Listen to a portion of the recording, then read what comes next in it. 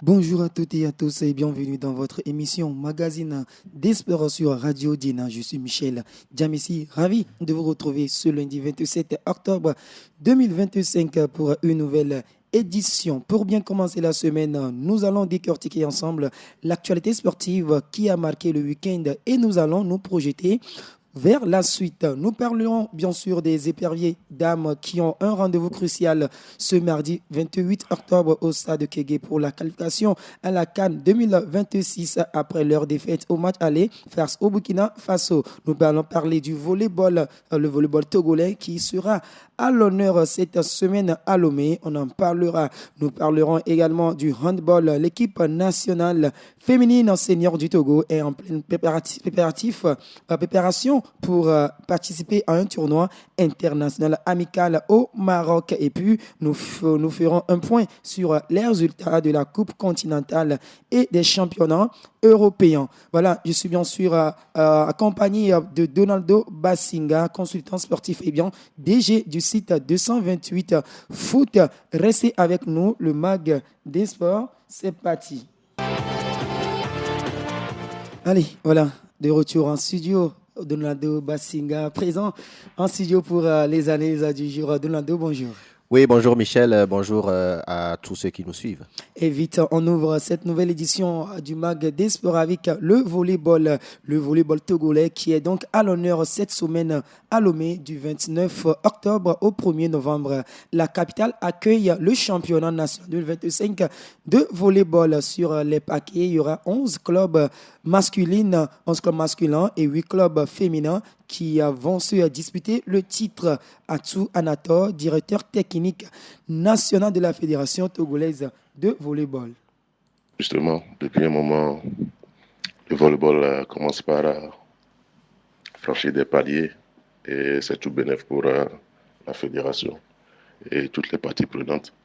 Nous avons remarqué que si vous vous formez bien, vous encadrez technique, si des compétitions s'organisent régulièrement, des compétitions des jeunes s'organisent régulièrement.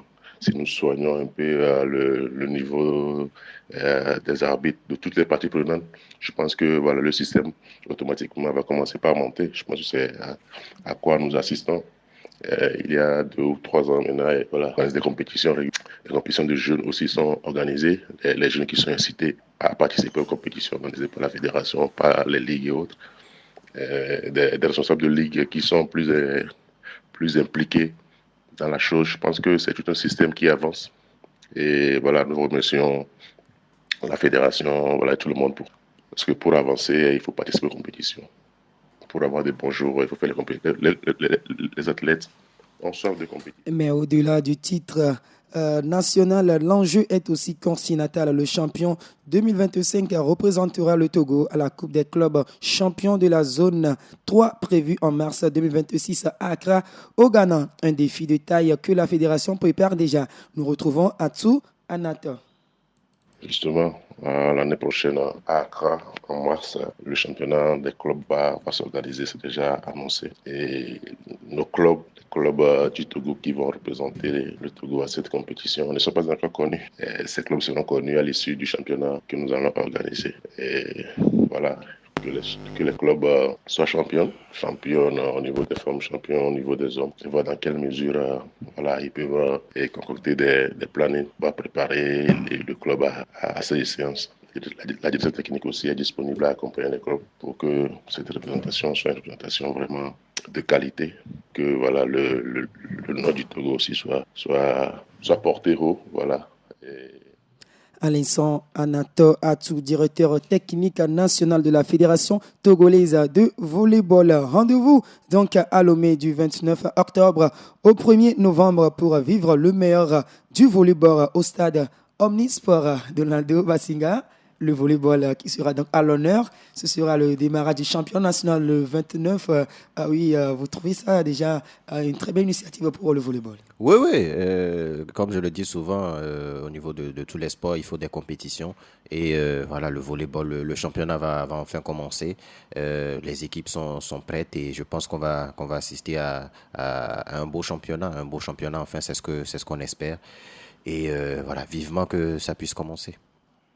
Et voilà, vivement que ça puisse commencer. On poursuit cette émission désormais avec une autre discipline. Demain, ce sera donc le handball. Le handball, l'équipe nationale féminine senior du handball du Togo qui sera donc dans un tournoi au Maroc et sont donc en pleine préparation. Depuis 2 semaines, les joueuses s'entraînent à Lomé dans le cadre de leur participation à un tournoi international amical sur l'invitation de la Fédération royale marocaine de handball. La compétition se tiendra du 1er au 7 octobre 2026 à Rabat et réunira donc plusieurs sélections nationales, dont celle du Togo, du Bénin, des États-Unis et du Maroc. Un rendez-vous qui sera très important pour les Togolaises désireuses de mesurer leur niveau et de continuer leur progression sur la scène internationale. En tout cas, on aura bien sûr en direct le coach des éperviers, plutôt de l'équipe nationale féminine de handball en direct ici dans cette émission de Mag des Sports. Bonjour coach. Bonjour coach. Monsieur, comment vous allez? Vous nous recevez, mon coach? Oui, je vous reçois à 5 sur 5. Ah oui, bonjour. Oui, bonjour. J'espère que vous portez bien. Oui, ça va. Et Ça là, va. il y aura un tournoi pour l'équipe féminine senior du Togo. Ce sera donc au Maroc. Déjà, comment préparez-vous ce tournoi? Bon, dis que dès l'entame de cette information, on a regroupé les joueuses. En fait, celles qui étaient prévues pour aller à Ouagaï et qui n'ont pas pu faire le déplacement. On les a regroupées pour commencer les préparatifs. Et ça fait pratiquement une semaine que nous sommes en préparation. Et ça continue pendant ce congé de détente. Et je rappelle que vous êtes l'entraîneur de l'équipe nationale féminine du Togo. Quel est l'objectif principal de votre participation à ce tournoi au Maroc? Bien, le tournoi, c'est un tournoi amical organisé par la Fédération marocaine de handball. Et le Togo plus d'autres pays ont été invités, à savoir, à part le Togo, il y a le Bénin, les États-Unis, l'Italie, éventuellement d'autres équipes. Et notre objectif, dans un premier temps, sans perdre de vue la politique de la fédération, qui est de booster un peu le handball au niveau des jeunes. Donc, cette équipe est constituée pratiquement de jeunes joueurs. Certes que c'est une compétition en senior, mais on a préféré, et par rapport aux objectifs au futur, et lancer ces jeunes-là pour qu'ils puissent acquérir un peu de combativité. Ah oui, monsieur Tafa, vous allez donc affronter des nations comme le Maroc, le Bénin ou encore les États-Unis. Comment comptez-vous aborder ces matchs? C'est vrai. Nous irons pour défendre les couleurs du pays et nous affûtons nos armes pour affronter n'importe quel pays participant à cette compétition. Les jeunes vont acquérir des connaissances, nos coachs également, et je pense que nous ferons de notre mieux à cette participation. Ah oui, quelle sera donc la composition actuelle du groupe? Est-ce qu'il y a-t-il des nouvelles joueuses intégrées à la sélection? Oui, c'est vrai. C'est une équipe nationale et d'autres filles de l'intérieur ont été détectées et elles font partie de cette équipe-là qui fera le déplacement sur le Maroc. Et là, déjà, que représente-vous et pour vos joueuses cette invitation de la Fédération royale marocaine de handball? Pardon? Que représente pour vous et pour vos joueuses cette invitation de la Fédération royale marocaine de handball? En fait, pour toute la fédération, je pense que c'est un honneur pour nous par rapport à nos comportements vis-à-vis de la Fédération marocaine et au vu de nos participations et au travail effectué par nos représentants dans les structures internationales font que cet honneur nous est revenu. Ah oui, Monsieur Tafa, en tant qu'entraîneur, quel sera votre mot à l'endroit du public également, à l'endroit de la Fédération togolaise de handball? Bon, nous, en tant que techniciens, nous ne faisons que remercier la Fédération pour leur travail et qu'ils sont en train de faire sur le terrain et pour avoir tout fait pour que le Togo puisse participer à des compétitions internationales ces derniers jours. Et parce que vous n'êtes pas sans savoir que on ne va pas, tant qu'on ne va pas au Marigot, on ne cassera pas la jarre. Donc le fait de s'affronter avec ces compétitions, ça nous permettra de booster également notre handball sur le plan national. Et la compétition démarre dans quelques jours. C'est du 1er au 7 novembre. Aujourd'hui, on peut dire que l'équipe féminine du Togo est déjà prête pour aller défier les nations comme le Bénin, les États-Unis au Maroc. Oui, nous sommes prêts et puis nous continuons également. Il nous reste encore quelques jours de préparation pour peaufiner nos schémas technico-tactiques pour cette compétition. Et qu'est-ce que vous pouvez donc promettre aux Togolais de retour de ce tournoi? De retour de ce tournoi, nous promettons au public togolais qu'ils constateront un changement par rapport aux acquis que nous aurons là-bas et que nous intégrerons dans la pratique de notre discipline sur le plan national. Et merci beaucoup, Monsieur Tafa. Je vous rappelle que vous êtes le coach de la sélection nationale du handball. Vous allez participer donc au tournoi international amical sur l'invitation de la Fédération royale marocaine de handball. Merci, coach. Oui, merci à moi de vous remercier, mais je tiens à vous donner quelques précisions là. Allez. Le nom, c'est Pindra Mustafa. Coupé Tafa, c'est Mustafa, le prénom. Voilà, Moustapha Toumbra, voilà le nom complet du coach de l'équipe nationale senior du handball. Merci, coach. Je suis le directeur technique national et j'appuie l'entraîneur national pour la participation. Merci beaucoup pour la précision. On se dit à plus. Oui, à plus. Merci à moi de vous remercier pour l'effort que vous faites pour la publication de notre discipline. Allez. Voilà, donc c'était à l'instant le directeur technique Moustapha Toumbra de l'équipe nationale de handball qui était bien sûr avec nous dans cette émission du magazine des Sports. On va devoir marquer une courte pause et revenir pour poursuivre cette émission. Voilà, de retour en studio du Mag des Sports. À l'instant, c'était bien sûr le directeur technique national et le sélectionneur des éperviers, à dire l'équipe nationale féminine de handball, M. Moustapha Toumbra. On va donc poursuivre cette émission avec les coupes continentales. C'était bien sûr les matchs retour de la Coupe africaine, la Ligue des Champions et la Coupe de la Confédération. Ce week-end, sur le plan, dans la zone africaine, la qualification dans la Coupe des Champions CAF, on a enregistré des matchs Saint-Éloi-le-Popo qui a donc battu Orlando Pirates dans les séries de tir de 5-4, 5 contre 4 après avoir été battu en cours de jeu 3-0. En cumulé, on voit Saint-Éloi-le-Popo qui sort tête haute et qui est donc qualifié pour la phase de poule. Young African a dominé Sylvester Striker 2-0. Riva United a battu Black Bull Maputo 3-1. Petro de Luanda a dominé Stade Abidjan 2-0. 1-0 pour Alali devant Aigle Noir. JS Kabylie a dominé Mounasir 2-0.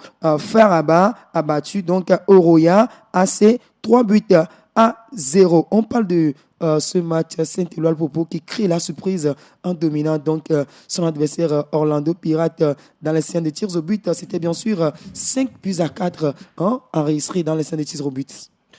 Oui, 3 buts à 0 en faveur de cette équipe d'Orlando. Il fallait remonter la pente, évidemment, parce qu'à l'aller, ils ont été battus par le même score de 3 buts à 0. Il y a une remontada carrément. Et cette équipe qui a réussi à tirer son épingle du jeu et à revenir dans la partie et à remporter, malheureusement, voilà. A été battue dans le jeu, mais a réussi quand même à s'imposer lors de cette fatidique séance des tirs au but. Cette équipe qui revient de loin, qui revient de très loin. Et là, dans les matchs du dimanche, Simba et bien la formation de Nzigzni Obster ont fait jeu égal 0 partout. Mamelodi Sundowns a sorti Remo Star 2 buts à 0. Ethiopian Insurance a battu a fait un nul avec Pyramide 1 but partout. Espérance de Tunis a peu déçu sur Raimo 3 buts à 0. Stade Malien a battu Nouadhibou 2 buts à 0. Al-Ahly Tripoli a battu RS, a fait un match nul avec RS Berkane 1 but partout. 0-0 entre MC Alger et Colombe Sportive.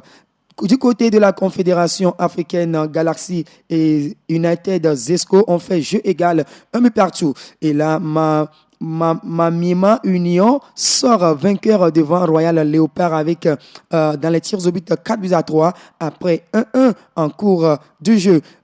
USM Alger a battu AFAD 3 buts à 0. Coton Sport a été dominé par San Pedro 3 buts à 0. C'était bien sûr au stade Kégué à Lomé. Stade tunisien a battu Olympique Safi 2 buts à 1. Yefou prend le dessus sur Flambeau du Centre 3 buts à 1. Toujours dans la Confédération CAF, l'équipe de 15 de Agosto a été lourdement battue 4-1 face à Stellenbosch FC. Kaiser Chief a dominé Simba 3 buts à 1. Otoyo Doyo a battu Ferroviario Maputo 2 buts à 0. Joliba AC a fait le possible en venant à bout de US First Army 2 buts à 1. Étoile Sahel a battu Nairobi United 2 buts à 0, mais a été éliminé dans la séance des tirs au but 6 buts contre 7.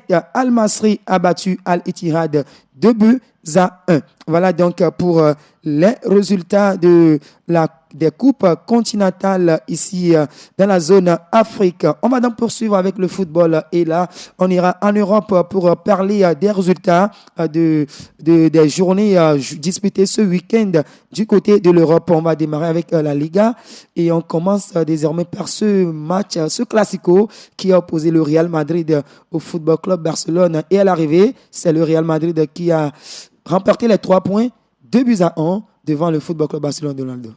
Oui, après 4 défaites la saison dernière, toutes compétitions confondues, lors du Classico, le Real Madrid devait absolument réagir face à cette équipe du FC Barcelone qui était diminuée avec l'absence de plusieurs joueurs comme Rafinha, Lewandowski, etc. Et le Real a fait le boulot tout simplement en dominant ce match et en remportant la partie sur le score de 2 buts à 1. Voilà, l'addition aurait pu être beaucoup plus salée si Kylian Mbappé avait marqué son penalty. Voilà, je pense que le Real a dominé ce match et a logiquement remporté cette partie. Et qu'est-ce qui n'a pas été le cas pour le Football Club Barcelone qui en a encaissé jusqu'à 5, mais 3 buts sont donc refusés. Il y a eu également ce penalty marqué par Kylian Mbappé. Voyez-vous que le Barça n'était pas au niveau de ce match? Oui, le Barça a été dépassé tout simplement lors de cette partie et ça ne date pas de ce classico. Le Barça a perdu beaucoup de matchs cette saison. Je me rappelle de cette lourde défaite face à Séville, cette défaite contre l'équipe Handgriffe B du PSG. Voilà, c'est un début de saison difficile pour cette équipe du Barça. Ils ont en plus des joueurs qui étaient absents. Des joueurs qui reviennent de blessures comme Lamine Yamal. Donc voilà, tout ça réuni fait que cette équipe n'est pas actuellement compétitive et le Real Madrid a su en profiter. Et c'est donc la 10e journée dans la Liga espagnole. Le Real Sociedad a dominé Séville 2 buts à 1. C'était 3 buts partout entre Girona et Real Oviedo. Espagnol Barcelone a épinglé Elche 1 but à 0. Athletic Bilbao a été dominé par Getafe de Jenda Konam 1 but à 0. 2-0 pour Villarreal devant Valence. Levante et Mallorca se séparent 1 but partout. On vient de parler de ce match entre le Real Madrid et le Football Club Barcelone. 2 buts à 1. Osasuna a été dominé par Celta Vigo. 3 buts à 2. Rayo Volcano épingle Deportivo Alaves 1-0. Le match entre Betis Séville et bien Atlético Madrid sera donc ce lundi à 20h. L'Atlético Madrid d'Aldonado qui rien ne va pas pour cette formation, même s'il a eu à battre le Real Madrid 5-2. Pour l'instant, rien ne va pour cette formation.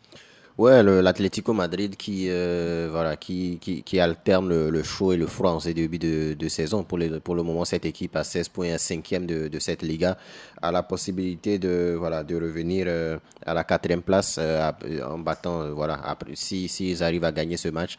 Donc voilà, ils sont capables du meilleur comme du pire et on verra ce que ça va donner aujourd'hui. Et voilà, donc c'est tout pour la 10e journée de la Liga espagnole. On parle de la 9e journée du côté de la Première Ligue anglaise. Leeds United a battu West Ham 2-1. Chelsea qui a eu le revers battu par Sunderland 2-1. Ça a été une surprise. Une surprise, oui et non. Non, parce que actuellement Sunderland est 4e de Première Ligue. Voilà, c'est une équipe qui fait un très très beau début de saison. Voilà, ça a été un match serré jusqu'à cette 93e minute de jeu où Sunderland a réussi à marquer ce but-là. Cruel pour cette équipe de Chelsea qui tenait le point. Mais voilà, cette équipe de Sunderland qui poursuit tout simplement sur sa lancée et qui est la surprise, comme tu l'as dit, de ce début de saison de Première Ligue. Newcastle a battu Fulham 2-1. Manchester United va donc dominer Brighton 4-2. Brentford qui bat Liverpool 3-2. Liverpool qui concède sa 4e défaite consécutive en championnat. Oui, Liverpool, rien ne va du côté des Reds qui est carrément en crise, on peut le dire, avec cette 4e défaite consécutive. Rien ne va. On pensait que cette équipe de Liverpool, après son sacre de la saison dernière et le recrutement qui a été effectué avec les arrivées d'Isaac, d'Iketike, de Wirtz, etc. Mais voilà, la mayonnaise ne prend pas du tout et le coach il est carrément sur la sellette parce que la saison dernière, c'est vrai, il est arrivé et il a poursuivi le travail de Klopp. Il a réussi à remporter cette première ligue-là contre toute attente. Cette saison, on l'attend avec plusieurs joueurs qui sont arrivés, mais malheureusement, l'intégration de ces joueurs-là est difficile. On a Mohamed Salah qui est l'ombre de lui-même pour le moment. On ne sait pas si c'est lui ou si c'est son cousin actuellement qui est actuellement à Liverpool. Je pense qu'il a la tête ailleurs, à la CAN peut-être, on ne sait pas. Mais pour le moment, malgré le but qu'il a inscrit hier, il a été encore fantomatique. Et voilà, tout ça réuni fait que Liverpool a de sérieux problèmes dans ce début de saison. Et voilà, sur le même score, Burnley a battu Wolverhampton 3-2. Arsenal épingle Crystal Palace 1-0. Bournemouth domine Nottingham Forest 2-0. Tottenham a donc battu Everton 3-0. Et la défaite de Manchester United devant Aston Villa 1-0 de Manchester City voilà. Qui perd face à Aston Villa. Voilà une autre équipe également qui est un peu malade, hein, voilà, on va le dire ainsi. Manchester City qui, après sa saison en demi-teinte la saison dernière, on pensait que Pep Guardiola allait revenir requinquer avec ses joueurs. Mais voilà, c'est une équipe également qui est instable et qui ne fait pas la différence dans certains matchs. Voilà, une belle victoire d'Aston Villa qui prouve que cette saison, il va falloir compter également sur elle. Et voilà, tout pour la Première Ligue anglaise. On prend le chemin, on va en France pour parler de la Ligue 1 qui était à sa 9e journée. Paris FC a été dominé par Nantes 2-1. Le Paris Saint-Germain qui fait le possible, qui met 3 buts dans les filets de Brice. Oui, le Paris Saint-Germain qui n'était pas, qui était deuxième, je pense avant le coup d'envoi de cette journée-là et qui devait absolument réagir après son match nul 3-3, je pense face à Strasbourg. Il fallait gagner pour pouvoir revenir en tête tout simplement. Et c'est exactement ce que cette équipe a fait. Voilà, c'est une équipe qui monte en puissance. On a vu en Ligue des Champions avec sa victoire 7-2 face au Bayer Leverkusen. C'est une équipe qui retrouve ses blessés, qui avec le retour notamment du Ballon d'Or Ousmane Dembélé. Voilà, c'est une équipe qui on le sait qui s'ils continuent sur leur lancée va facilement remporter cette Ligue 1 là. Et donc une belle victoire de cette équipe du PSG. Et l'AS Monaco également qui continue sa forme, qui bat Toulouse 1-0. Cette fois-ci, Soufati n'a pas marqué, mais l'AS Monaco fait du bon boulot. Oui, l'AS Monaco, bon, qui fait un bon début de saison. Bon, pour moi, un début de saison assez moyen, même parce que voilà, cette équipe Acceptable. acceptable parce que cette équipe de Monaco, elle attend aux trois premières places, tout simplement. C'est l'une des équipes favorites pour la deuxième place. Mais voilà, il y a un début de saison assez compliqué. Maintenant, ça revient petit à petit. Donc voilà, une belle victoire, 1-0. Je pense que c'est le service minimum pour cette équipe de l'ASM. Lille a battu Metz 6-1. 2-0 pour Angers devant Lorient. Auxerre a été battu par Le Havre 1-0. Rennes 1. Nice 2. Lyon a dominé Strasbourg 2-1. Et la défaite du Marseille-Lens qui a battu Marseille 2-1, Donald. Oui, c'était l'un des chocs de cette 9e journée de Ligue 1 entre l'Olympique de Marseille et le Racing Club de Lens. Voilà, l'OM qui était leader avant cette journée, qui devait confirmer. Ça a été un match compliqué face à une bonne équipe du Racing. Voilà, malheureusement pour cette équipe marseillaise, après sa défaite en Ligue des Champions face au Sporting, ils ont enchaîné avec une deuxième défaite consécutive. Voilà, avec un Benjamin Pavard qui est maudit tout simplement avec un pénalty provoqué et un but contre son camp. Voilà cette équipe de l'OM qui, voilà, mauvaise semaine pour cette équipe marseillaise.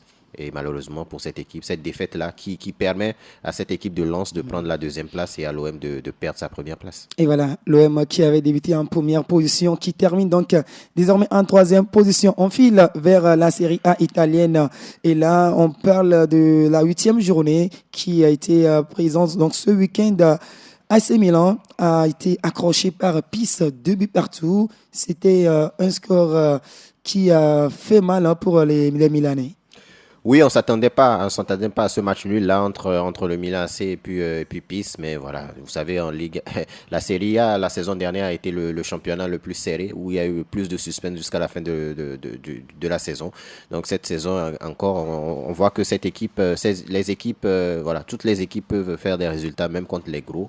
Et voilà, c'est un match nul décevant, encore une fois, pour cette équipe du Milan AC. Voilà, c'est bien sûr un match nul décevant pour l'AC Milan. 0-0 entre Parme et Como. Udinese a donc dominé Lecce 3-2. Le Napoli bat l'Inter 3-1. C'était un derby, hein, mais le Naples sort tête haute. Oui, c'était le choc. C'était le choc tout simplement de cette journée de Serie A entre le Napoli et l'Inter, tout simplement. Et c'est cette équipe de Naples qui a réussi tout simplement à battre l'Inter grâce à un penalty notamment de Kevin De Bruyne, un but de McNominay, meilleur joueur de la Serie A la saison dernière. Voilà, cette équipe de Naples qui réussit à battre l'Inter et qui est en tête tout simplement de ce championnat. Cremonese et Atlanta font jeu égal, 1-1. 2-1 pour Torino devant Genoa. Hellas Verona de Gift Urban a fait 2-1 face à Cagliari.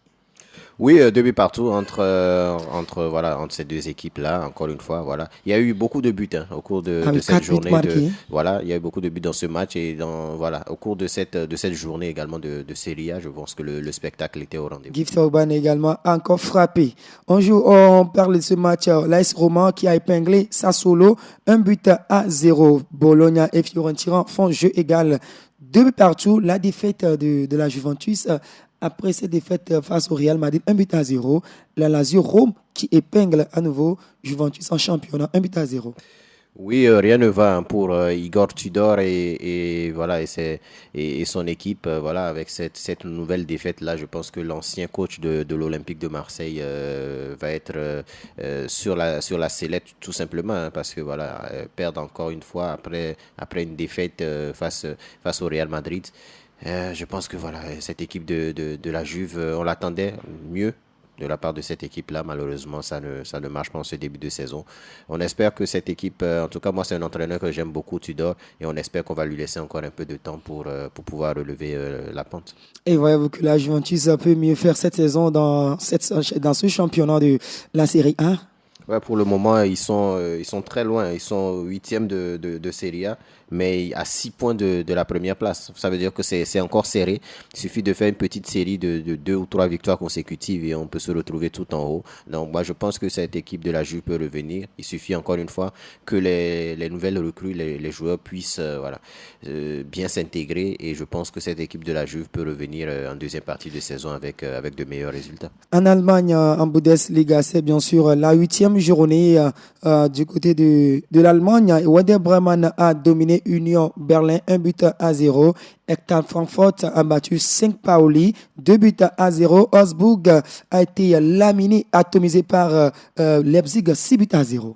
Ouais, bon, 6-0, moi je pense que c'est des scores qu'on a l'habitude de voir en Bundesliga. Il y a énormément de buts là. Donc voilà, ça a été une très très large victoire de cette équipe de 6-0. Voilà, le Leipzig qui normalement, voilà, c'est une équipe également. Leipzig retrouve sa forme. Oui, mais c'est une équipe qui est pas capable aussi du meilleur comme du pire, tout simplement. Voilà, c'est une équipe qui est capable de gagner 6-0 aujourd'hui et de perdre lors de la prochaine lors de la prochaine journée. C'est ça qui fait que le Bayern dans ce championnat est intouchable. Parce que voilà, que ce soit Leipzig ou le Borussia Dortmund, c'est des équipes qui sont malheureusement assez instables.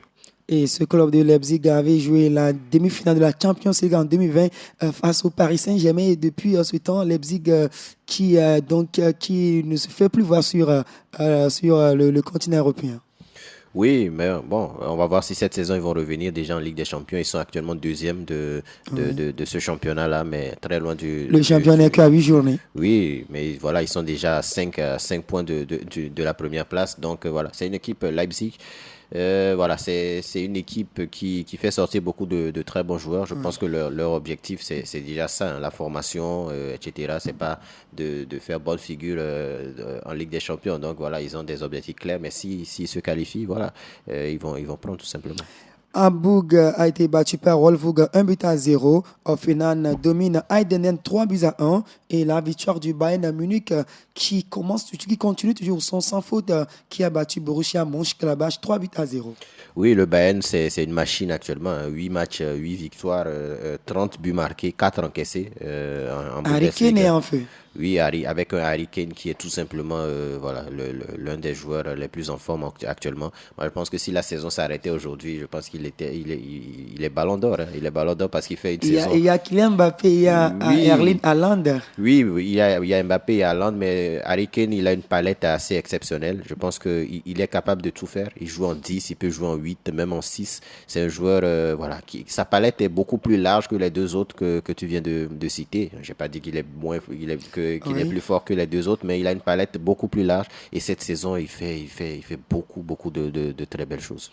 Voilà, donc le Bayern qui continue toujours son sans faute, ça fait donc 8 victoires sur 8 en Bundesliga. Dortmund qui a tenu son jeu en dominant donc Cologne 1-0, c'était important cette victoire. Oui, c'était important cette victoire-là du Borussia Dortmund. Il fallait gagner pour gagner encore 3 points de plus. Et c'est ce qu'ils ont fait là. Ils sont revenus à 17 points, 7 points derrière le Bayern déjà après juste 8 journées, c'est beaucoup. Voilà, le Bayern Leverkusen également qui a dominé Freiburg 2-0. Vu ce que Bayern Leverkusen avait fait la saison écoulée, cette saison, voyez-vous encore le Bayern Leverkusen avec beaucoup de départs dans cet effectif. Bayern Leverkusen peut également créer la surprise. Non, clairement, je suis ferme là-dessus. Non, ils ne peuvent pas parce que voilà, il y a eu beaucoup de départs comme tu l'as dit. Hein, il y a beaucoup de départs. C'est carrément une autre équipe. Oui. Ce n'est plus la même équipe que la saison dernière. Voilà, Xabi Alonso n'est plus là. Donc voilà, on peut pas avoir les mêmes attentes pour cette équipe-là des 2 dernières saisons. On peut pas avoir les mêmes attentes. Donc on va voir ce qu'ils vont faire cette saison, mais je ne pense pas qu'il y aura les mêmes performances. Stuttgart a dominé Mainz 2-1. Voilà tout pour la Bundesliga. Et voilà qui met fin à cette nouvelle édition du Mag des Sports de Lando. Merci. Merci à toi, Michel. Merci à tous les Genafi. Merci à Marius Somoko qui a assuré donc la vidéo. Et là, on remercie tous les auditeurs. Merci pour votre fidélité d'écoute. Je suis Michel Djamessi. Rendez-vous le vendredi pour une nouvelle édition. En attendant le mercredi à 11h00 pour suivre Sport Plus avec Latif Yoroma. D'ici là, portez-vous bien. Bye.